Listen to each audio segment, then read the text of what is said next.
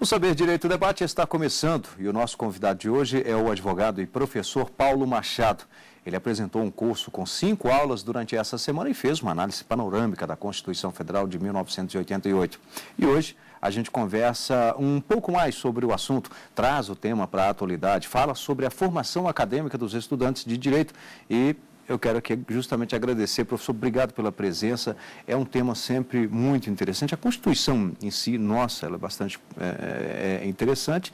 Para o estudante, então, é fundamental, não tem jeito. O estudante de Direito vai ter que, né, é a Bíblia do estudante, não tem como. Aliás, eu diria até que é a Bíblia do cidadão brasileiro, não é? Exatamente. Olha só, Rimac, o professor José Afonso da Silva foi quem basicamente afirmou essa ideia entre nós, dizendo que o direito constitucional é o tronco do qual surgem os demais ramos do direito, e a Constituição é a mãe de todas as outras normas jurídicas que existem. E isso soa como clichê para alguns, mas é uma verdade, tanto para o estudante de direito como para o cidadão, como você citou. É muito importante conhecer a Constituição. Eu acho que nós, inclusive, deveríamos inserir como na grade curricular não só dos estudantes do direito, mas também do pessoal do ensino médio, do ensino fundamental, porque a Constituição ela acaba produzindo uma verdadeira liberdade na medida em que o indivíduo conhece o direito que a ele foi consagrado lá em 1988. Uhum. Bom, na verdade, claro, todo brasileiro sabe da existência de uma lei maior no país, né, a sua carta maior, assim, muito chamada, mas o brasileiro tem consciência da Constituição? Assim, de seus direitos, de seus deveres? Muito pouco, Rimac. A gente percebe que no Distrito Federal nós temos uma população muito politizada, marcadamente pelo estudo que é oferecido para concurso público, pelo grande número, centro do poder político, muitas faculdades. Agora, o cidadão, a maioria mesmo, a grande massa ainda desconhece os direitos que possui. Isso é muito ruim, porque não adianta você dizer que o indivíduo tem acesso à justiça se ele não sabe como acessar a justiça, se ele não sabe quais são os meios através dos quais ele pode acessar. Então, na minha opinião, a gente ainda precisa fazer várias campanhas educacionais para que a grande massa saiba quais são os direitos que ela possui. Uhum. Bom, no caso do estudante, ele vai ter que passar por isso. Agora, o cidadão fica justamente essa pergunta que eu lhe fiz. O cidadão tem mesmo essa consciência? Ou tem pelo menos... A consciência que tem da Constituição, sim, mas o conhecimento talvez ainda seja bastante vago. Talvez um exemplo que nós poderíamos dar aqui, todo mundo sabe da existência do Código de Defesa do Consumidor, e até fala muito nele, mas também não conhece seus direitos, né, muitas vezes. É verdade, é verdade. Você percebe que existem alguns comerciantes que fazem propaganda dizendo que estão oferecendo garantia do produto. Só que, na verdade, ele está apenas cumprindo o Código de Defesa do Consumidor, cumprindo uma obrigação. Já aconteceu comigo. O indivíduo falou, nós não damos garantia desse produto. A gente foi a uma feira, sei lá, uma feira dos importados, que o pessoal conhece muito no Distrito Federal, e aí o indivíduo chegou e disse para mim, falou, nós não damos garantia desse produto. Eu falei, não tem problema não, você não dá não, mas o Código de Defesa do Consumidor me dá essa garantia, se eu precisar, eu vou acionar na Justiça. E você tocou num ponto fundamental, eu até comentava durante o nosso curso, que Sérgio Gamonal Contreras, um chileno, ele fala sobre a eficácia diagonal dos direitos fundamentais. Isso é algo novo, muito pouco estudado ainda pelo estudante de direito, que é a produção de eficácia dos direitos fundamentais na relação diagonal, que é uma relação entre dois particulares, mas entre dois particulares que estão em situação de desigualdade. E eu citava justamente esse exemplo, na relação de consumo. A relação de consumo é lógico que o indivíduo que consome de um grande supermercado, ele não está em posição de igualdade, assim como o patrão não está em condição de igualdade com o seu empregado. Então, o conhecimento destes direitos, a gente pode levar também para o campo trabalhista, faz com que as pessoas sejam subjugadas. E para nós que gostamos muito, ensinamos Constituição, eu já estou nessa área há cerca de 12 anos, a gente fica realmente preocupado, né? Muitos, inclusive, o senhor citou esse exemplo da Justiça do Trabalho, que, na verdade, às vezes as pessoas falam, mas tem a Justiça do Trabalho que normalmente ela favorece ao empregado. Não é necessariamente isso, é porque ela tenta dar uma igualdade, para pelo menos ter ali, digamos, não chega a ser uma competição, mas se for uma competição ali, essa divergência tenha pelo menos uma capacidade, né, de uma briga, pelo menos de igual para igual. Perfeito, perfeito. Você colocou de forma perfeita, Rimac, porque o que o magistrado trabalhista tenta é fazer a compensação das desigualdades. O Aristóteles dizia que nós alcançamos a plenitude da igualdade quando nós tratamos igualmente os iguais e desigualmente os desiguais. Então, se a gente tratasse de forma igual empregador e empregado, na verdade, nós estaríamos indo na contramão do princípio da igualdade na sua vertente material, que busca a compensação das desigualdades. Então, a ideia é essa mesmo, o magistrado tem que buscar essa compensação. De um lado, você tem um empregador que está pagando rios de dinheiro, às vezes, né, para o advogado, e do outro lado você tem um indivíduo que contratou o advogado, às vezes, no dia anterior. Como é que o magistrado vai permanecer totalmente inerte diante dessa situação? Ele tem que buscar fazer a compensação da desigualdade. É verdade. Bom, olha, o professor ministrou o curso aqui, né, falando sobre a Constituição de 1988 e teve a primeira aula com o tema Direito Constitucional e Constituição. A segunda aula ele tratou dos princípios fundamentais, a terceira aula dos direitos e garantias fundamentais. A quarta aula, o professor tratou da organização do Estado. Nós vamos falar um pouquinho sobre isso daqui um pouquinho.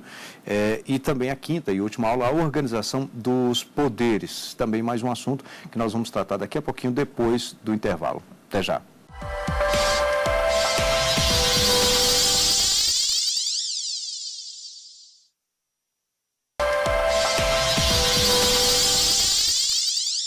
Estamos de volta com o Saber Direito Debate. Hoje o nosso convidado é o advogado, professor Paulo Machado.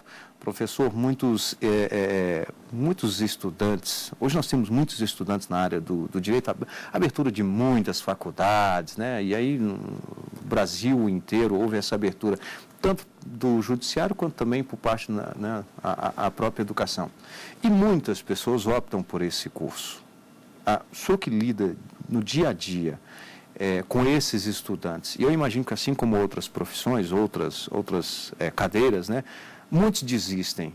Qual o principal motivo hoje para um estudante desistir? Seria a descoberta que não é a vocação dele?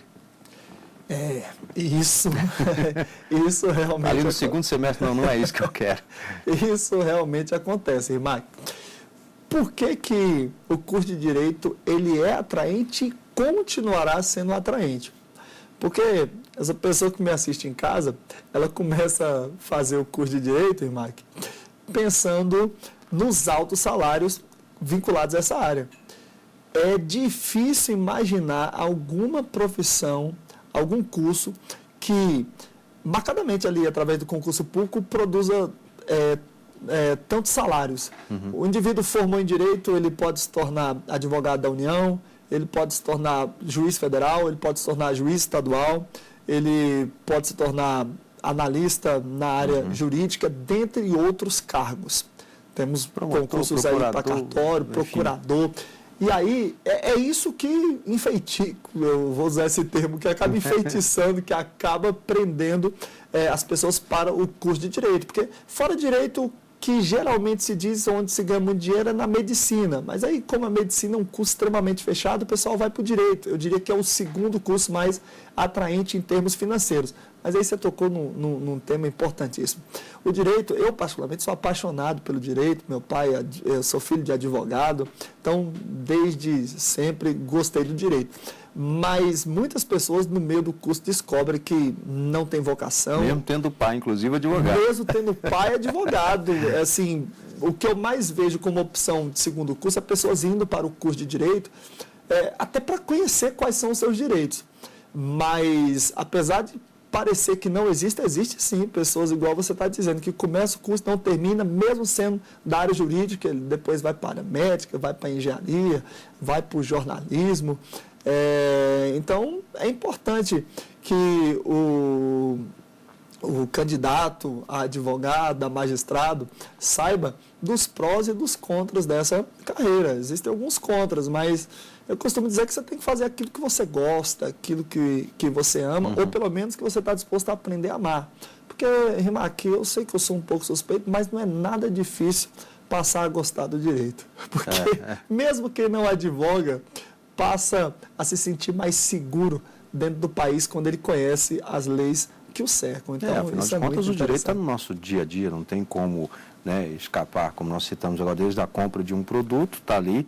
Exatamente. Né, e até outras questões bem mais relevantes, a própria economia do país mexe com isso, não tem, é inevitável. Agora, professor, eu falei da grande abertura de faculdades, mas vamos falar desse resultado. Como é que estamos hoje? Nós tivemos várias gerações com juristas e advogados fantásticos, né, maravilhosos, grandes cabeças.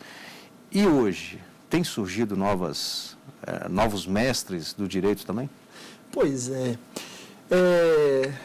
Rimac, na contramão do grande surgimento das faculdades, surgiu uma coisa que fez uma certa compensação para efeito de enobrecimento da nossa área, que foi o exame da OAB. Eu não quero aqui me apresentar como um grande defensor da OAB, do exame da ordem, mas o fato é que, por mais que nós tenhamos faculdades que não ofereçam o mesmo grau de qualidade como outras faculdades consagradíssimas, hoje quem estuda direito sabe que depois vai ter que enfrentar o exame de ordem. Ele já começa preocupado. Então ele já começa preocupado. Tem que começar, inclusive. Eu estou vendo hoje, Rimac, que tem pessoas no segundo semestre, terceiro semestre, que já estão estudando para o exame da UAB. Então, se a faculdade não oferece uma boa qualidade, ele acaba compensando aquela fragilidade. Mas, sem dúvida, que a quantidade faz com que nós não tenhamos uma qualidade proporcional a tudo, para esse grande número de pessoas que se envolvem com o curso de Direito. Quanto ao surgimento de novos juristas, a quantidade, de certa forma, ela até ajuda para que apareçam novas cabeças, né? Nós temos alguns juristas que surgiram no século XXI, que são respeitadíssimos. Aliás, eu que sou da área, sempre dei aula para concurso público, acho interessante surgir nomes conhecidos na área do direito de pessoas que, isso é um caso excepcional, é bom que se diga, mas de pessoas que nem são formadas na área do direito, como já aconteceu com o professor Vicente Paulo, que hoje ele é formado em Direito, mas quando ele se notabilizou com seus livros, que acabou virando um best-seller, ele nem ainda era formado. Mas nós temos sim hoje, tem surgido novos juristas, grandes advogados, mas lógico que não na mesma proporção do que acontecia antigamente por conta do grande número de pessoas. E o menor número de oportunidades, digamos assim, de estudo, ou seja, as faculdades. Agora, você citou que é filho de advogado. Essa foi sua influência para entrar para essa área ou não? Você tinha já essa vontade também? Pois é, eu desde cedo tinha personalidade forte. Então, meu pai queria impor e pela imposição não queria. Eu até pensei em fazer jornalismo antes de Direito. Mas depois, pensando nas portas que eu já teria aberto por conta do meu pai, eu decidi por fazer Direito. E aí, durante o curso, a paixão foi arrebatadora. Eu, particularmente, comecei a lecionar Direito Constitucional quando eu ainda estava no segundo semestre do curso de Direito. E aí o envolvimento foi total, são 12, 15 anos de envolvimento completo e absoluto, e hoje eu sou muito suspeito para falar sobre esse assunto, porque realmente ele me envolve demais. Mas começou com meu pai. Com meu pai, é muito influente, tanto que eu tenho outros irmãos também formados, tenho tios. Meu pai abriu a porteira lá na família. Hoje nós estamos chegando a quase 7 advogados na família. Agora, você advoga ou ficou realmente mais lecionando? Optou mais pela parte educativa? Pois é. Educacional. Essa área na qual eu atuo, concurso público, ela demanda muito tempo, então eu fico muito envolvido, né? São 12 anos aí de muito envolvimento com a sala de aula, e 12 anos em sala de aula para concurso público no Distrito Federal equivale a mais ou menos 30, se comparado à aula de faculdade, onde o professor às vezes entra ali 1 hora, 2 horas, é fantástico também, mas o concurso público ele acaba puxando um pouco mais. Então, não me sobrou muito tempo durante esses anos para a advocacia, mas como meu pai é advogado militante há 30 anos, não teve jeito, eu também me dedico à advocacia, marcadamente na área de concurso público, e além de concurso público também na área penal. Bom, nós vamos aqui fazer mais um rápido intervalo e já estaremos de volta no Saber Direito Debate. Até já.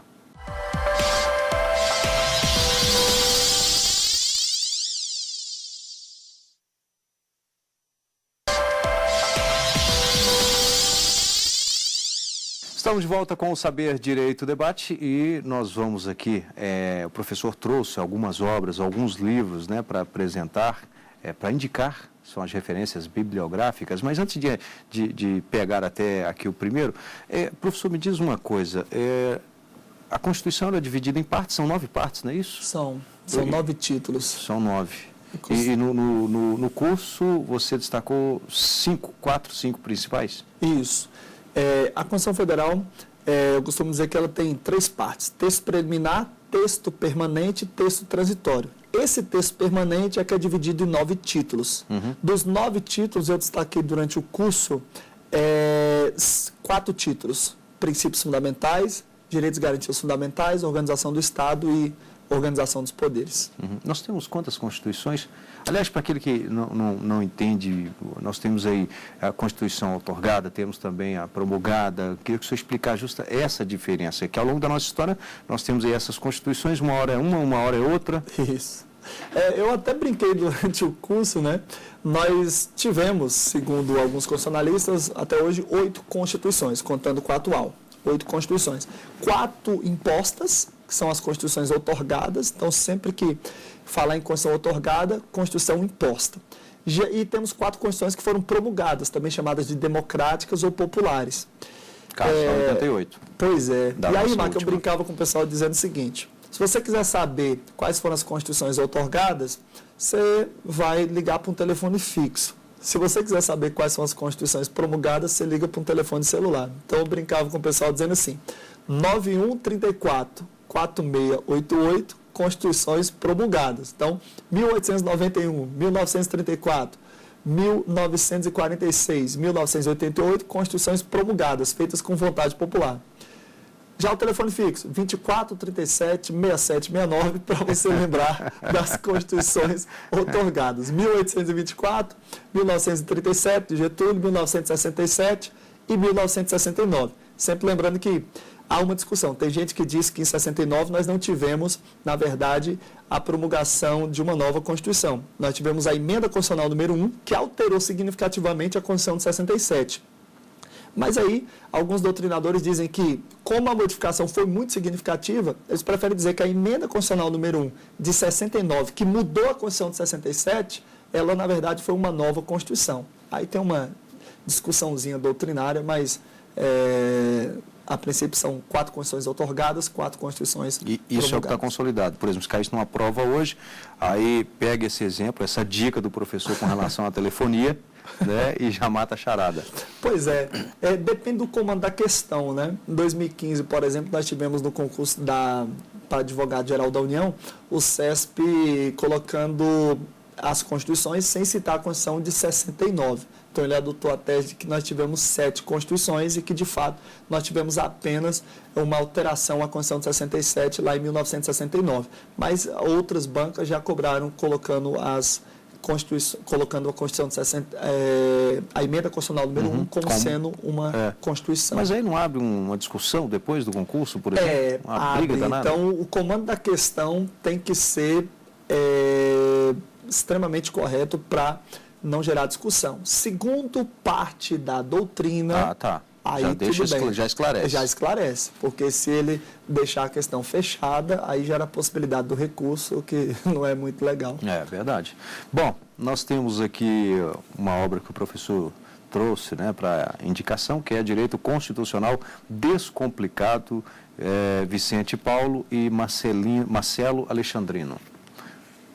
Isso. Pois é, eu indico esse livro para os meus alunos. Ele é o best-seller do direito constitucional, tanto na graduação como no estudo para concurso público. Esse é o rapaz que eu citava, né, o Vicente Paulo. Ele começou a escrever direito constitucional e dar aula mesmo antes de se formar em direito. E ele, que era formado em economia, trouxe lá a objetividade da área dele para o direito e acabou descomplicando. Por isso que o nome desse livro, que era Aulas de Direito Constitucional, acabou virando Direito Constitucional Descomplicado. E nas várias matérias do direito, hoje todo mundo coloca descomplicado já para fazer menção ao que o Vicente fez. Então, extremamente recomendado, inclusive para quem já é formado em direito, para quem vai fazer concurso para a área jurídica, é um livro bem completo. Manual de Direito Constitucional. Pois é, esse é um livro da professora Natália Masson. A professora Natália Masson conseguiu fazer um livro, depois de 10, 11 anos, que está no mesmo nível, em alguns pontos, até mais interessante, do que o Direito Constitucional Descomplicado do professor Vicente Paulo. A professora se vale de mais de 10 anos de sala de aula para fazer mais ou menos a seguinte estrutura. Ela coloca a doutrina, ela faz a explicação, depois ela coloca um resumo, um quadro sinótico, e depois ela coloca exercício, depois do exercício ela comenta. Então acaba sendo um livro completo. Quem compra esse livro geralmente nem precisa comprar um livro de exercício de direito constitucional. Mais uma vez, serve para quem está se graduando em direito, para quem está estudando para concurso, para quem quer um manual de rápida consulta dentro do direito constitucional. Tá, então, Natália Masson, justo e perfeito. Vamos lá para mais um aqui. Deixa eu tentar fazer um equilíbrio aqui na mesa, né, professor? Isso. Senão não fica tão... Vamos lá. Alexandre de Moraes, Direito Constitucional. Pois é. Eu quero... Né, esse aqui está mais desgastado, senão foi bem utilizado, né? Eu quero fazer justiça a outros constitucionalistas, que eu não estou citando aqui, mas aqui a gente acaba sendo influenciado pelos 12 anos voltados para concurso público, né? Eu estou citando aí mais um também muito aclamado no meio do concurso público e também na graduação, que é o livro do professor Alexandre de Moraes, ele que foi membro do Ministério Público do Estado de São Paulo, também um livro recomendadíssimo.